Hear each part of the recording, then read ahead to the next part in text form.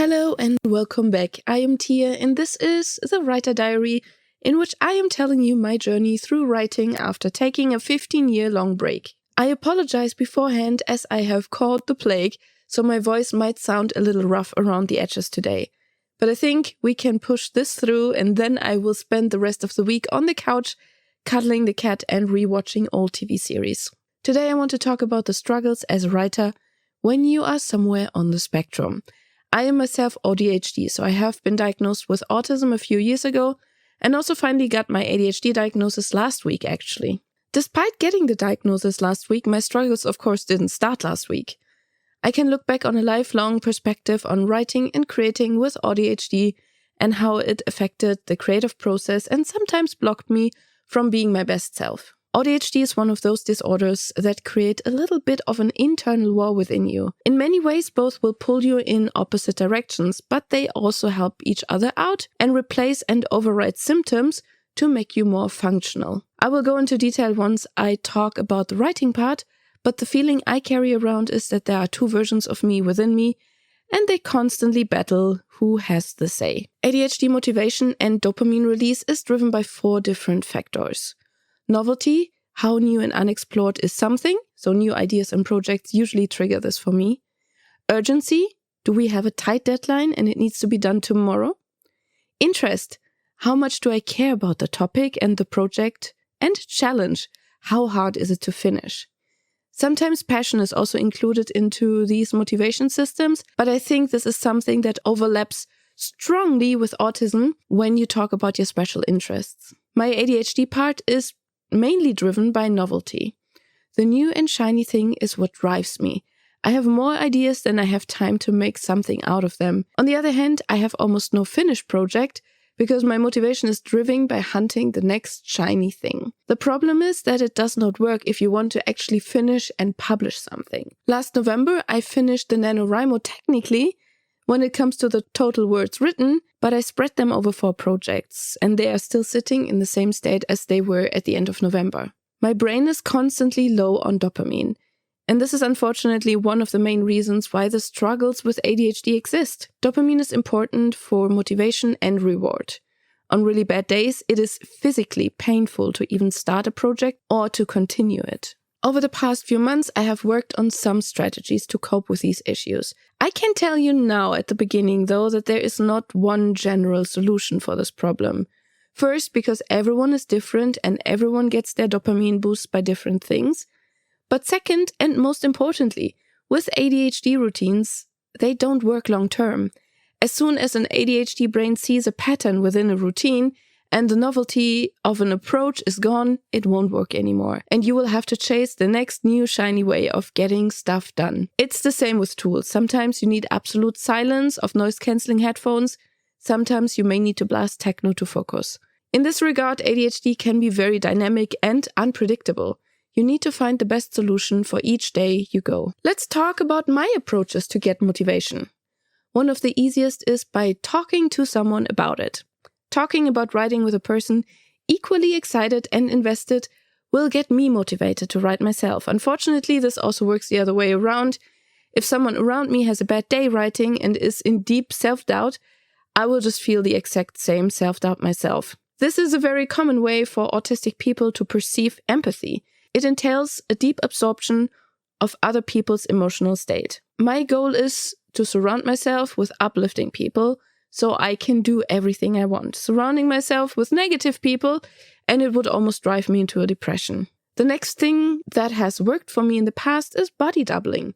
Body doubling is when you work while someone else around you works too, or maybe just does something. You don't need to talk to each other, you just work next to each other. And this one has become super popular during the COVID lockdown, where people would sit in voice or video calls together and just work. It works because of many different factors. One is the evolutionary need to copy each other's behavior to fit into a social group. If someone works on something, it's okay for you to do it as well, and it takes away the need to convince yourself that working on a project right now is the right thing because someone else already does it. It also creates accountability through urgency. While you don't have a deadline, there is someone who expects you to get something done when you do body doubling. And last but not least, your hyper-aware brain can let go of having to pay attention to your surroundings because there's someone else who will do this for you. So you can just let go and give in to your hyperfocus. I have regular Twitch streams in which we co-work and write with the Pomodoro method. I've set it up for 25 minutes of focused working and then 10 minutes of break. And I know most people will do 5 minutes of break, but I needed to do this adjustment for my ADHD brain as well. Because with ADHD, task switching is a big problem, and your brain needs more time to adjust to a different thing when you get interrupted. 10 minutes is for me the minimum that I can actually have a break. 5 minutes wouldn't work. Let's just call it self-aware adaptation to make Pomodoro work for me. The next thing, and here I go probably against every single advice you will get from other writers, is to have enough projects that there is always something that is new and fresh enough so it can trigger your motivation by the novelty part. ADHD can pull its motivation from the next new shiny thing. And since we can't start projects every time we want to write, we need to create an artificial novelty. If you have 5 projects and then you work from Monday to Friday, then you can work on something new every day. Even better if you roll a dice every day on which project you work. It's important that all of those open projects do not build up pressure for you. They need to be seen as an opportunity and not as a burden or a stack of unfinished tasks. While finishing is the end goal of writing, you need to keep writing to get there. Another thing I have tried and that worked sometimes was changing the location where I write and making novelty not about the project, but about the location. I have once written 4 hours without a break in a small bakery with mediocre coffee from the machine while the whole place was filled with people. And it worked great. Seeking the sensory input can work on certain days. If it's a bakery or music on your headphones, it doesn't matter. But it also can be absolutely blocking. So even here, something that worked one day doesn't have to work the next one. But I think the most important part, though, is to cut yourself some slack. If you have a day where everything else is more important, when you notice every single little thing will distract you, it's okay. Have a squirrel day where you chase the cheap dopamine of scrolling through raccoon videos. Your brain can't be tricked into working every day. Don't put the expectation on yourself to be neurotypical, because you are not, and that is okay. When I was undiagnosed and writing professionally, I carried a lot of guilt with me. Mainly because I know that my work was outstanding at most days, but then I would have days in which I barely knew how to form sentences. In my head, I told myself I was not trying hard enough. It's a common misconception when you're on the spectrum, but you don't know it yet. Getting rid of the guilt and self-doubt and allow yourself to be yourself to your own capacity can take years of self-acceptance. And sometimes when you work with other people, these biases can come up because they are either uninformed or ignorant about your condition. But this is the important part if you want to write while also having a neurospicy brain. Many solutions that work for others won't work for you. Solutions that work for you won't work for others. You need to find your own way, and when you do, you can outshine most people who are not on the spectrum. And this is a good goal to keep going. While ADHD creates the problem you may have to get started or keep writing, writing is so much more than just putting words on paper or your virtual paper. It is also about putting the right words down, and here's where the autism tackles into me from the sideline. Starting with the first issue that drove me crazy in the beginning. The rule to writing is there are no rules. And the answer to questions is usually, it depends. With autism, you have the tendency to seek structure and clarity and well-defined rules. Trying to find best practices as a writer is not so hard. But in writing, there are no fixed rules, only suggestions. And that can make it extremely hard with an autistic brain like mine. With autism, rules are seen as a security. The gut feeling of things just working out is unreliable. The vague suggestions for writers make it look like nothing matters, that there are no rules, but whatever you do, you will do it wrong. And this is terrifying. Creative writing is, after all, subjective and fluid. I can give you an example. Right now I'm working on a cosmic horror story, and while I try to be as close to Lovecraft and Chambers and others, I try to also make it more approachable. So I need to balance the purple prose, a very flowery language, the acceptance of the unknown and unexplainable, and the unimportance of the humankind with a modern language, being a little less unexplainable and having a storyline that makes readers care about the character while experiencing the cosmic dread. To modernize the writing was an active choice, But cosmic horror purists would see this as heresy, while readers unfamiliar with cosmic horror would criticize the flowery language, the detailed descriptions, and the lack of explanation other than foreshadowing. If you did it the right way or not depends in this case on who you ask. Finding the balance was for me the most challenging part. The next thing is the struggle to write authentic neurotypical characters, and this is something I still struggle a lot with. I'm not neurotypical, which basically means without autism, ADHD, or related disorders. So for me, it is hard to understand the motivations someone has who's not on the spectrum. Most people, even in real life, seem to be very superficial to me.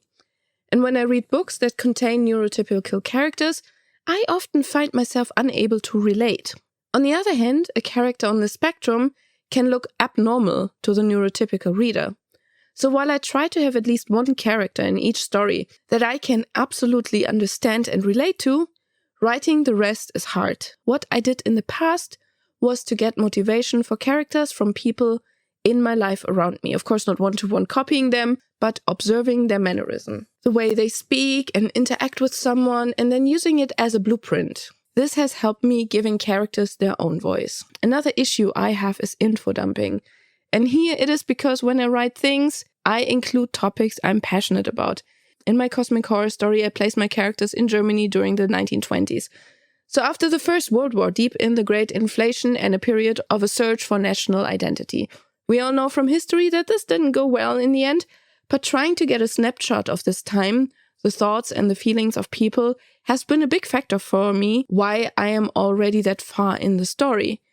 And I do info dump a lot, but I took a smart shortcut here.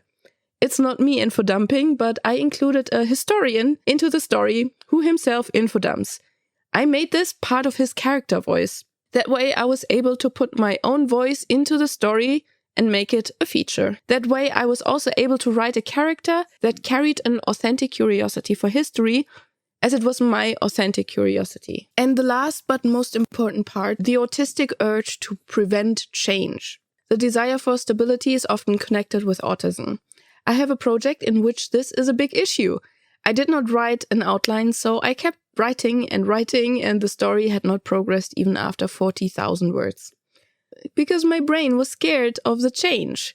My brain was scared of something happening to the characters. Here, only one thing helped: outlining. Writing the goalpost for each chapter and then treating each chapter like its own little story. I personally hate outlining because my ADHD part of the brain wants to explore the story on its own, but without, I will write their daily life for the next 3 months and nothing really happens. So outlining has unfortunately become really important to me. And these are my main struggles I had and I still have, for which I'm still trying to find good solutions. The fact that I'm aware of these problems, on the other hand, shows that I'm progressing. If you're neurodivergent and you wonder if you can even write or should, maybe this helped you to understand that while the struggles might be plentiful, it's absolutely worth it to tell your stories with a funny little brain of yours. The world needs more neurodivergent voices who share their point of view and who also write authentic neurodivergent characters that aren't filled with harmful stereotypes. And while we talked a lot about the struggles that come with neurodivergency, I will also talk about the positive things, as there are a few for sure too. While, like with the rest, I can only talk about my experience, and I hope you can in any way relate, my biggest strength is my enjoyment I get out of research and authentic information and background scenarios. And they usually have no effect on how believable the story is, but they just make my brain tingle. For my cosmic horror story, I researched authentic train tracks and connections, ferries, weather reports from the month my story played in, car models used, clothing style, brands, music at the time, popular perfumes, and so on. I wanted the story to be added into reality and extend reality with the cosmic horror. The reason why I did it was because when reading Lovecraft, many of his stories read like love letters to his hometown and his area. Excessive descriptions of the landscape and the people, of the nature, the spirit of the time, and the horror happens almost in a side sentence. I found this very inspirational, and I tried to do it in a more modern way, but yet still true to the story. And I have a lot of stamina researching. It also helped me when working as a journalist for many years, and it is something I absolutely enjoy, and it's my favorite part about writing. And in my first test readings for my story, I have gotten praise for the authentic environment I created around the story. And by taking my strength to deep dive into the background research and hyper-focusing on getting to know everything about the time and setting, I can immerse myself into the story even better. And I'm sure you have strengths as well that will help you to balance your struggles. Whatever you write and whatever you do with your stories, I hope this helped you to get some motivation and it took the anxiety away from you that you might not belong in this space, because you absolutely do. Your neurodivergent voice isn't a barrier, it's the lens only you can write through. Thank you so much for listening, and please let me know in the comments what is your best strategy to get writing. And I hope next time I'll be here with a little bit of a less strangled voice. Bye bye!